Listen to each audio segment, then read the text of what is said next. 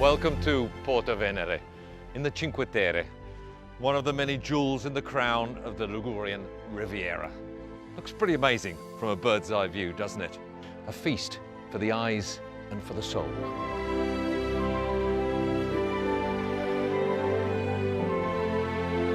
Seeing things from a different perspective is something we're all getting used to these days. And because we can't meet in person, we're bringing you this presentation of the brand new Azimut 53 in a virtual format.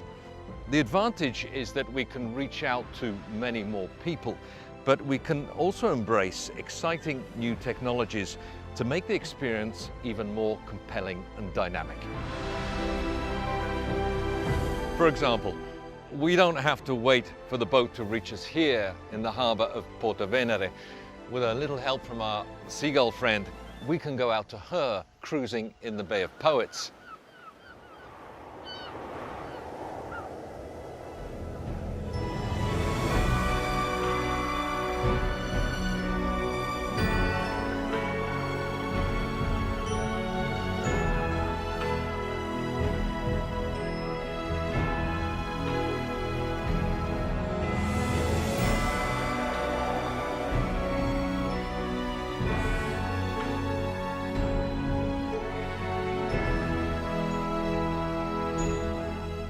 See what I mean? Cool boat. But I don't know about you, but I'd like to get just a little bit closer.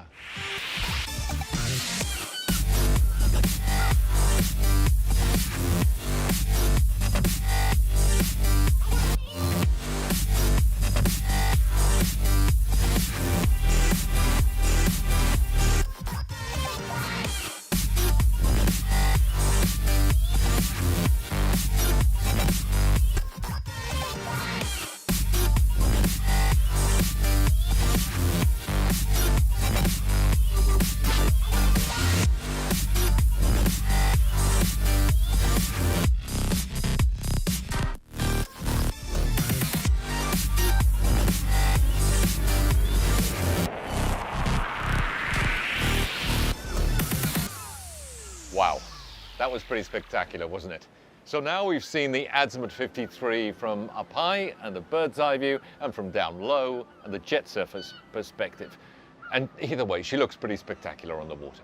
But that's only half the story, isn't it? Because I know that you want to see her on the inside. No problem, because she's just pulling into the harbour now. So let's go and have a look. Before starting our tour of the yacht in detail, it's worth exploring a little bit more the exterior design by Alberto Mancini, who continues to work with Azimut in redefining the collections. And who better to talk about the exterior lines than Alberto himself, who just happens to be on board with us today. Ciao Alberto. Ciao, Justin. The Azimut 53 looks new and different, but it still retains the design DNA that makes Azimut yachts so instantly recognizable on the water. What are the design solutions that you've introduced to achieve that effect? Tutto nasce da uno schizzo a matita, uno schizzo su carta, un'idea, un segno, un simbolo che nonostante tutto l'iter progettuale e il processo di industrializzazione del prodotto rimane ancora oggi qui seduto a bordo con la barca costruita in acqua qualcosa di emozionante e si identifica in questa tensione armonica di linee e grazie a una tecnologia avanzata di scomposizione stampi fornita dal cantiere Azimut ci ha permesso di creare una proporzione perfetta tra scafo, coperta, sovrastruttura e fly. In fact, I noticed the black band around the top of the superstructure that makes the flybridge look as if it's almost floating in mid-air. Abbiamo sfruttato l'aggiunzione tra lo stampo del fly e quello della sovrastruttura per gestire al meglio quella che io chiamo un'architettura orizzontale e quindi un segno continuo, quasi a creare un wraparound, un tutt'uno, creando quasi un fly flottante su quello che invece è la sovrastruttura, dando leggerezza e veramente un aspetto dinamico, pulito e molto bello.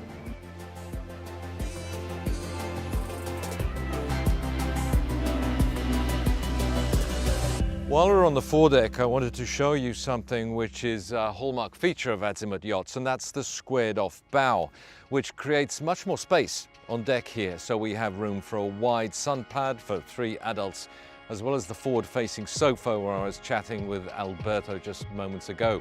What's more, the whole area can be covered by a bimini supported by 4 carbon fibre poles. The fly deck on yachts of this size can sometimes seem like a bit of an afterthought, but not on this one. It's spacious, it's comfortable, it's practical. Forward we have this big sun pad protected by the raked windscreen, which seems to wrap around the helm station so that an owner-captain is always in contact with friends and family. Opposite the driving position we have this teak-topped bar and barbecue unit serving the dining area aft. The table itself can be raised and lowered at the touch of a button. Of course, it can be folded out, but it can also be moved sideways for a more comfortable dining experience. There are 2 shading options, an electric bimini top which can be kept up at moderate cruising speeds and has integrated LED lighting for dining after dark, or there's the option of a fiberglass hardtop on request. The layout of the aft cockpit is designed to make the most efficient use of space, so both the stairs leading to the fly deck and to the swim platform are on the starboard side, which leaves space for this long teak table and the L-shaped sofa. In the corner we have this bar cabinet with sink, ice maker, and a nice touch this, 2 bottle holders to keep the bubbly nice and cold.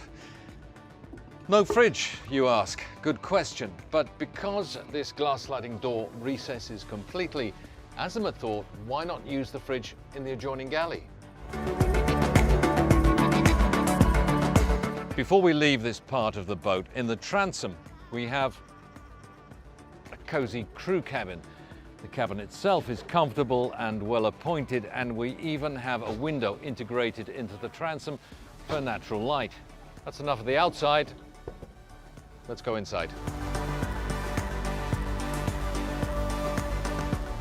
Remember I mentioned the fridge in the galley? Well, this is it, and it's a full-sized fridge. Of course, we also have the induction hobs, the extractor fan. Under here we have a dishwasher. On the other side we have an oven.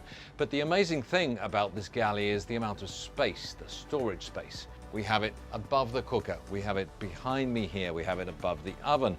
On the other side we have a wine cooler. Next to it, what do we have? More storage. And opposite the helm station we have a dedicated storage unit just for the glassware. I mean, I know they say that you can never have enough storage space on a boat, but this is ridiculous. Before taking a look at the main salon, let's have a quick word with Federico Lantero, Product Marketing Director for Azimut, who's followed the project from the very beginning. Ciao Federico. Ciao Justin. Apart from all the storage space that we've seen in the galley, my first impression on coming aboard is of abundant light and space. So what's Azimut's secret? How have you achieved that? You know, Justin, we have decided to deeply investigate the interior levels. And the first decision that we took was to go for the pod propulsions. This has given the possibility to lower the engine, so basically to lower the center of gravity of the yacht. What we achieved is that the main deck here, as you have seen, is amazing. It's quite a unique main deck with just 25 centimeters in height difference between the entrance and the forepart. Basically, not only we have enhanced the space on board, but we have also worked on the perception of space. You know, if you look around, there is an abundance, as you said, an abundance of natural light, really literally a cascade of natural light. And what about on the lower deck? Is there a space advantage to having podded propulsion? Well, on the lower deck, the pod propulsion has another key benefits because it enables to shift aft of almost 60 centimeters, so we are talking about 2 foot, the engine bulkhead. So the result is that just imagine, almost the majority of the hull is fully dedicated to owners and guest accommodations. And you know, space is really what can make the difference on yachting, and the quality of your life on board will be fantastic, no compromise.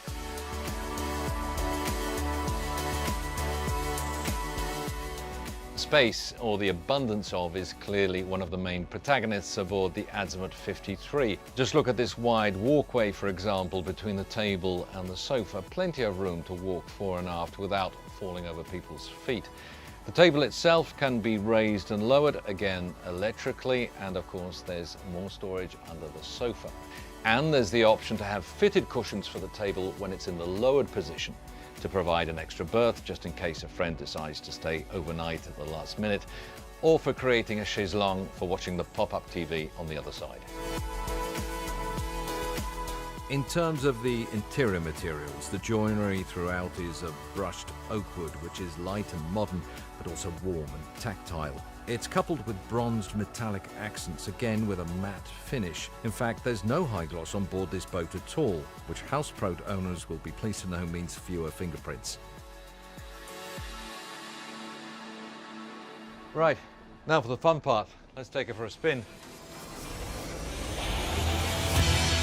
The boat is powered by twin Volvo Penta IPS 950 drives of 725 horsepower each, for a top speed of 31 knots, but she's done faster, and a cruising speed of up to 27 knots. 2,400 litres of fuel in the tank, providing a cruising range of around 265 nautical miles at 26 knots. The advantages or the benefits of the forward-facing IPS pods are well known. You have more speed, less noise and vibration, better manoeuvrability and fuel economy, and of course, the famous joystick user-friendly controls. The Garmin electronics are completely integrated into the IPS system with this user-friendly interface, which in terms of aesthetics and functionality, to my mind, looks a little bit like a smartphone. Azimut's technical team have come up with a hull shape that feels smooth and stable in the water. Turning into the curves, the hull comes to rest on the hard chine and feels solid and reliable. She's not the fastest hull in the Azimut fleet, but she's certainly one of the most well-behaved. Last but not least, the Azimut 53 is fitted with a Seakeeper 9 gyro stabilizer for motion comfort both underway and at anchor.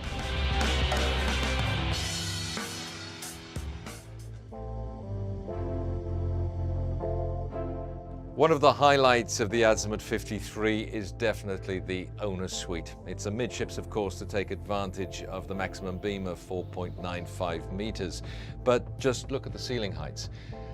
I'm 5'11", about 180, but there's still plenty of empty air above my head. The same goes for the floor space. You can walk freely around the bed, even on the starboard side, where the floor is slightly raised, where you have the hard chine. But the ceiling has been raised correspondingly, so you don't have to crouch down to get in and out of bed. There's storage under the bed itself. There's storage inside the bedside cabinet. There's even a walk-in wardrobe, I mean on a 53-footer. Everything on this boat is where it is for a reason, and not a square centimetre of space is wasted. Here in the lobby, we have a closet for a washer-dryer and a linen store above. Forward, there's a very comfortable VIP cabin. To starboard, we have a twin single, ideal for the kids. And in between, there's a shared bathroom, which also serves as a dayhead.